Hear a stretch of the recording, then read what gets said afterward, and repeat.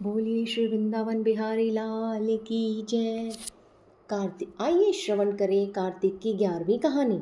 एक बुढ़िया थी, वह कार्तिक नहाने को जाने लगी तो उसके बेटे ने अपनी पत्नी से कहा कि माँ के लिए 30 लड्डू बना दो और कुछ खाने का सामान भी बांध दो ताकि पूजा पाठ करके माँ कुछ खा पी सके।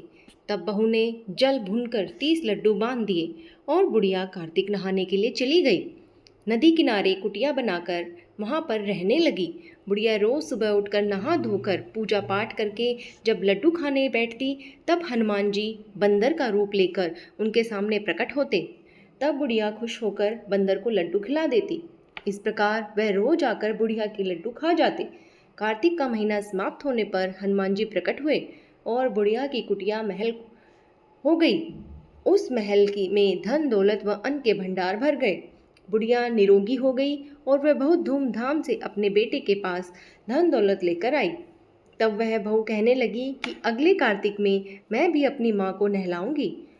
तब कार्तिक का महीना आया तो उसने खूब सारा घी मेवा डालकर लड्डू बनाए, अपनी माँ को 30 लड्डू बांध दिए और माँ कार्तिक नहाने गई। रोज सुबह सुबह उठकर लड्डू खाने बैठ जाती। तब हनुमान जी बंदर बनकर उनके सामने आते तो वह पत्थर मार कर कहती कि मेरा ही पेट नहीं भरा, तुम्हें कहाँ से दूं। इस प्रकार वह रोज सुबह सुबह खाने बैठ जाती थी। कार्तिक के महीने के समाप्त होने पर हनुमान जी प्रकट हुए और उसकी कुटिया कचरे के ढेर में बदल गई और बुढ़िया डूकर बन गई। उसकी बेटी अपने पति से कहने लगी कि कार्तिक का महीना समाप्त हो गया है, मेरी माँ ने को बैंड बाजे के साथ धूमधाम से लेकर आओ। तब वह अपनी सास को लेने नदी किनारे गया।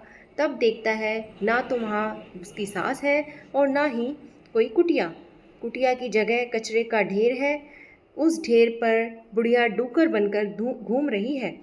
तब हनुमान जी प्रकट हुए और कहा, बेटा तुम्हारी माँ ने सच से कार्तिक नहाया था, पूजा पाठ करती थी, इसलिए तुम्हारी माँ पर कार्तिक देवता बरसे और यह बुढ़िया पापी मन से यहाँ रहती थी। इसने कार्तिक महीने में बेटी के घर का अन्न खाया, इसीलिए कार्तिक देवता इस पर रुष्ट हो गए और यह डूकर बन गई। हे कार्तिक देवता, जैसे माँ पर बरसे वैसे सब पर बरसना। बोलिए श्री कार्तिक भगवान की जय। श्री कृष्ण कन्हैया लाल की जय।